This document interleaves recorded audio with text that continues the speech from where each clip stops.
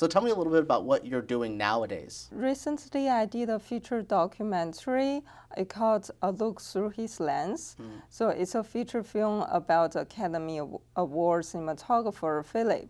He shot River Run 3, Interview with Vampire, Big Fish by Tim Burton. So we got the opportunity to film him in Paris. We also filmed Tim Burton, Jude Law, Julia Roberts, and Glenn Close. And I was just so honored to be the cinematographer for that film and to learn from the Academy Award cinematographer at the same time. Yeah.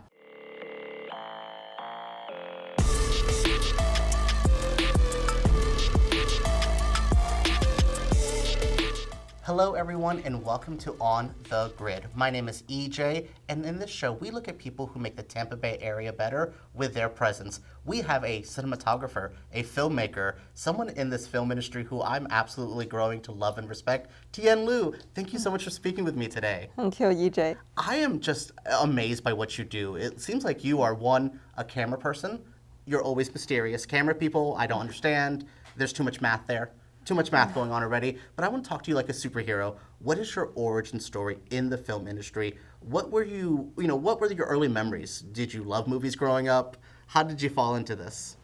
So when I was a kid, I was like very shy kid. So I really love movies when I was alone. So my favorite director is Tim Burton. So I watched a lot of Tim Burton's movie when I was growing up. For example, like Big Fish, Charles Chocolate Factory. So and also Citizen King. I just really in love with movies. And I was also a photographer when I was a kid. So when I was 20 years old, I got a chance to become international volunteer in Kenya. So I visit Kenya for 2 months and I teach the kids math in the orphan. So at that time, I was also a news reporter. I was just shocked because we are from the big cities and we have everything in life, but we are still unhappy sometimes. But those kids, they are orphan and they don't have parents and they don't have shoes and they eat potato and rice every day. And they just saw me taking picture of them and they were so happy about that. So it's just such a little things can bring them so much joy. So at that moment, I just feel like I want to do something for them. I want to, through my lens, like give them a better life or hopefully can help them a little bit. So I read an article about them. I took pictures of them, and my article get published on the China News Agency and also CCTV and some big websites back in China. So at the moment, I realized image has a good image is good, and I want to image has a power, and I want to use it for good. So at the moment, I decide I want to become a storyteller, and I want to come to US to study film and become a filmmaker. So I love what you said about image having power there. When did that translate from photo to video? When did you start discovering film was that avenue you really wanted to take that through? Yeah, so back in China, I was like a fashion photographer. I shot Vogue magazine, GQ magazine, Marie Claire. But I realized that being a photographer, you just by yourself all the time, and it's kind of lonely. And I want to challenge myself. I want to learn something different. So I came to US to study cinematography because making a movie is a teamwork. Yeah, so I just want to try something different and go from there. Yeah, that's why often I didn't want to be an editor, because I felt editors were always a lonely job in the film industry. You're kind of shacked up in your room. So it's interesting that you like the communal experience. You have such this international flavor to you. You've traveled so much. Where were you born, and did that feel like it played any influence in your love of films?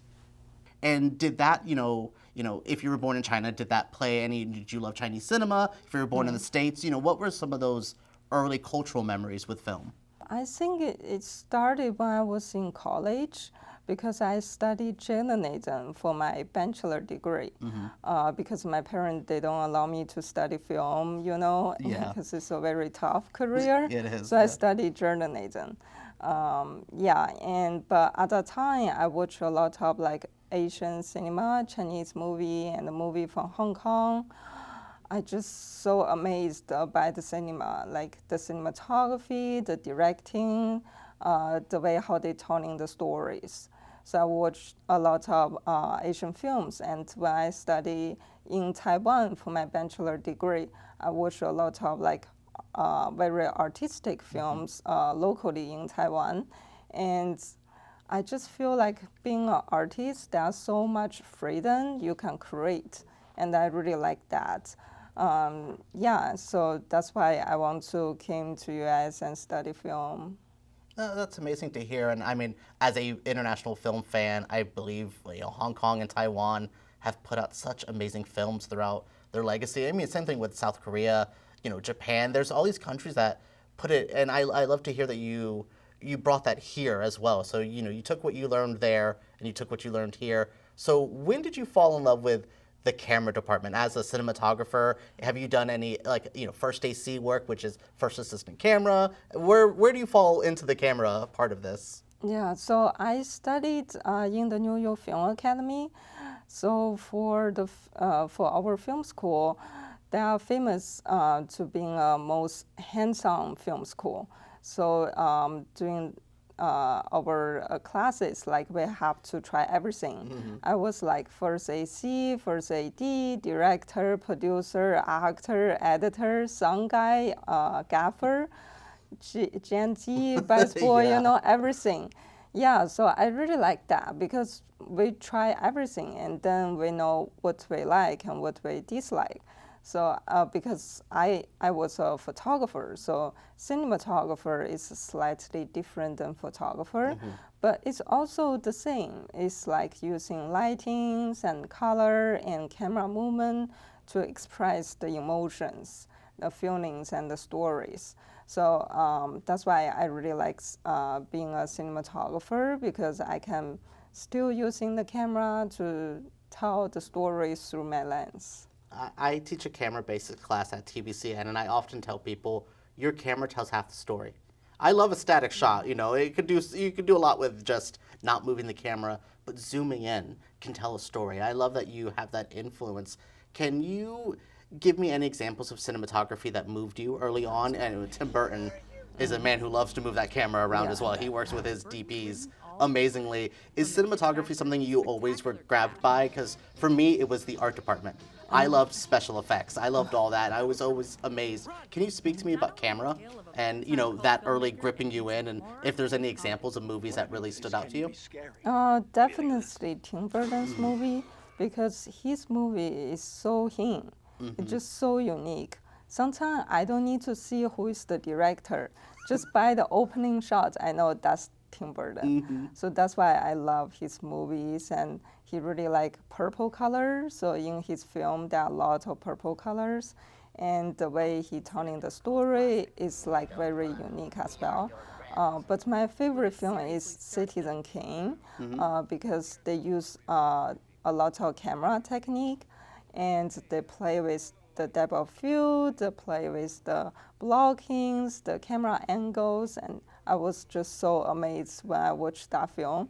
Yeah, so that's my favorite. I could just hear you talk about blocking and camera movements for hours. It's interesting. So we've covered camera, we've covered your love there. Now you seem to be moving on to so much more in the film industry. Can you tell me what you're working on these days? Where do you find yourself the most? Obviously camera's still a love, but are you producing? Are you're networking as well, which always leads to producing. So tell me a little bit about what you're doing nowadays. Recently, I did a feature documentary. It called A Look Through His Lens. So it's a feature film about Academy Award cinematographer Philip. He shot River Run 3, Interview with Vampire, Big Fish by Tim Burton. So we got opportunity to film him in Paris. We also filmed Tim Burton, Jude Law, Julia Roberts, and Glenn Close. And I was just so honored to be the cinematographer for that film and to learn from the Academy Award cinematographer at the same time. Yeah. Yeah, and Kim Basinger is our producer for that film. And we amazing. did like a world premiere in the Palm Springs International Film Festival this year. And this month we are doing another premiere in Italy. So it was like super fun. Wow, you are again very international. You are all over the place, and I love that. Now, that's such a great project. Can you speak to me about what it takes to be that kind of networker? You get on set. There's a Julia Roberts. There's a Kim Basinger. Maybe a Maggie Q you run into. Can you tell me about working and meeting with these people, and just a tip maybe for anyone working on the cameras or working in this? What is something you believe is important about networking? Yeah. So I also have my own production company, Tigertail Pictures. So we got opportunity to working with celebrity like Maggie Q, May Mas, Gadot, Snoop Dogg, Coldplay, etc. So I think the most important thing is you need to be confident. Because we are working with celebrities, you cannot be stressing out and you cannot be nervous because they trust you. You are the producer, director, sometimes cinematographers. So, and they really want to working with talented filmmakers as well because we all have our unique way to tell the stories. So they really trust us. So because the trust, we just need to be confident and just, I think the good thing with me is I'm very good with handling stress because working with celebrity is very high pressure sometimes. Yeah, so I think just be confident and be good with dealing with stress, and that's all you need to do. Yeah, people don't realize if I'm nervous, that is in the room before I get into the room. If I'm like, I'll go to the bathroom, be nervous in the bathroom for 2 minutes, and then I'm like, all right, get onto set, and then I'm like, hello. I think people don't realize that confidence helps so much. Yeah. And we're allowed to be nervous. I'm sure, a Maggie Q, I'm sure Tim Burton gets nervous still. Yeah. But it's about, again, how you present that and how you do it. I love that you use that key of that confidence. You need that on set. You need that kind of energy, and I love that you want to bring that. Also, I love that you are an Asian woman with a film production company. That is, it's rare. To be very frank, it's hard to find women, let alone women of color, let alone Asian women, to do this. Can you speak to me why you felt it was important to start Tigertail Productions and why that was so important for you? After I graduated from film school, I got like more than 100 awards for the best cinematographer. So I got opportunity to work with United Nations as a cinematographer. I did a documentary with them, and then I got another job offer to work for an advertising agency in New York as an in-house director, producer, cinematographer, editors. They pretty much let me do everything. So after that, I founded my own production company, Tigertail Pictures. And also at the same time, I'm still the director, producer, cinematographers. So I feel like as filmmakers, you have to start somewhere.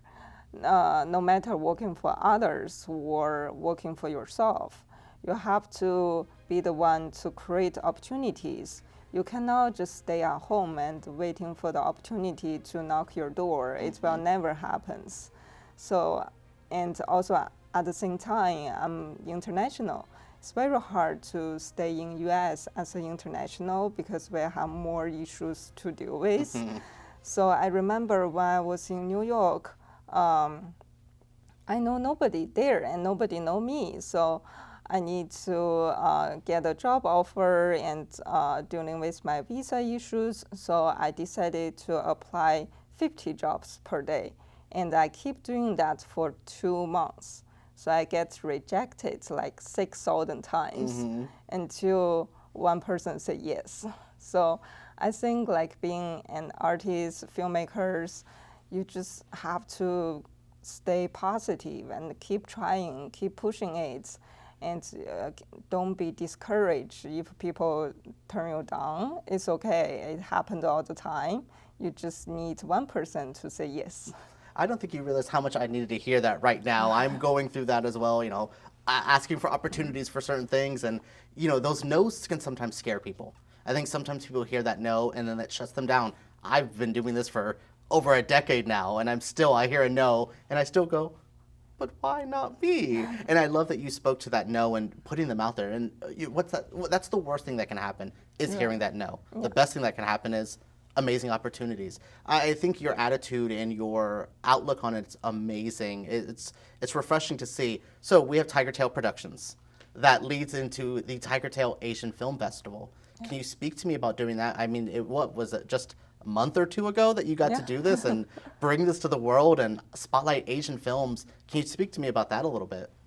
July 13, that was our first annual event, and it is the first Asian Aspire Film Festival in Tampa because me as a Chinese person in America, I feel like as a minority, if we don't represent ourselves, who will represent you? So I want to create a community that filmmakers and movie lovers can get together, celebrate film, culture, and arts, and create opportunities.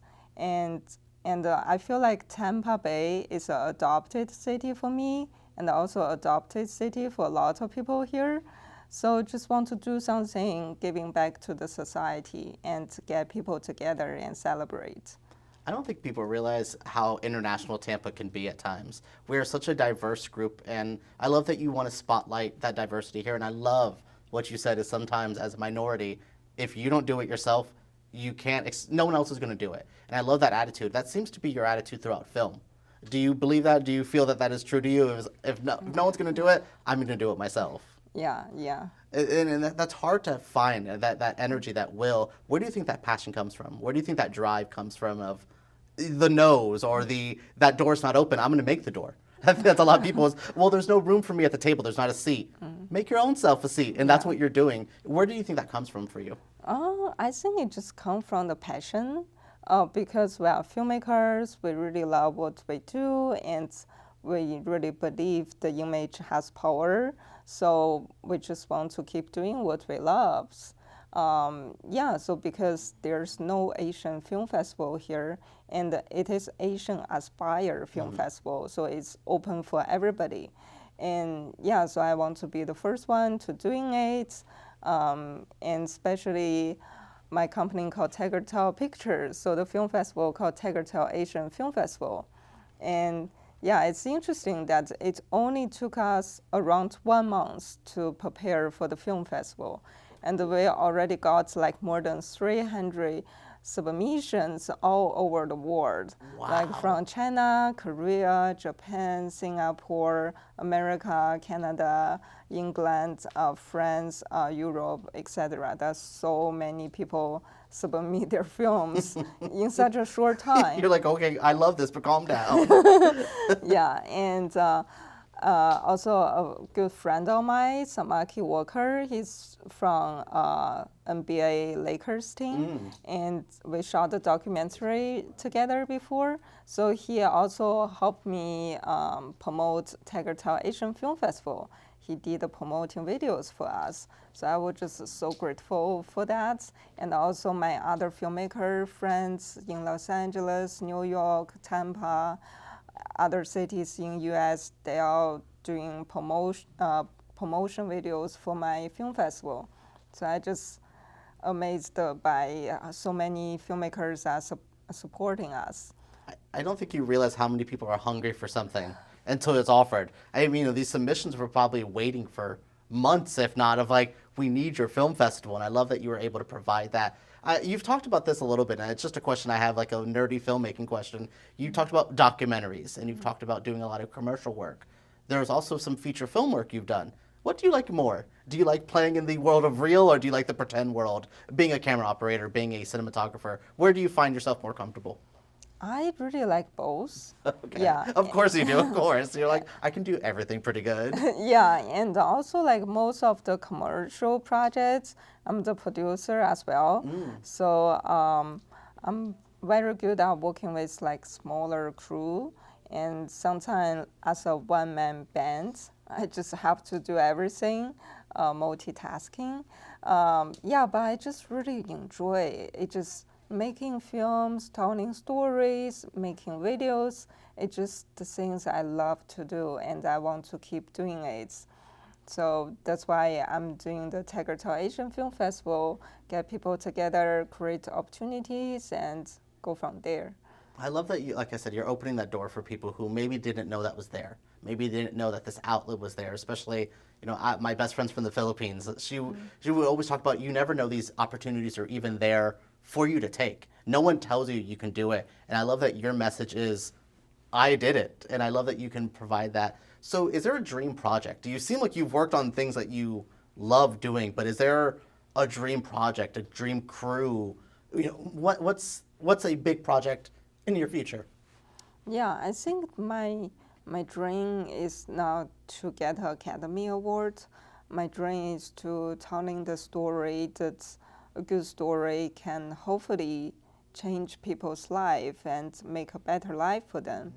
That's the projects I want to work on, and that's also my goal as well. That's amazing. I love hearing that passion of I don't want the award. For me, I think a lot of people strive for the awards. We have, artists, musicians, or the Oscar bait movies of the year. I love that you want to keep that open and just want to keep making.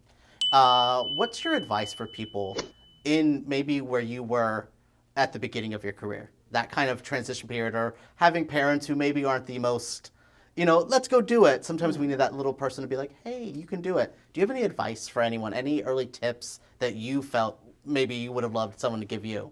Definitely, as a young filmmaker, you need to never give up. You just have to keep pushing it and have to keep pursuing your dreams, and it will come true as long as you keep doing it. So don't give up. That's definitely an advice I want to give it to them, because now when I look back, most of my classmates, they don't do film anymore. We're all from the film school, and we graduate like 5 years ago. And I think I'm the only one still doing feature films. Yeah. I graduated about 10 years ago from my film school, and I'm noticing I'm one of the, I don't particularly work on sets every day, but I moved to entertainment journalism, I moved to film criticism, and I saw that same thing. I saw so many of my classmates don't want to, maybe that's not the word, but didn't get into that opportunity, and I love that you just had to keep going on.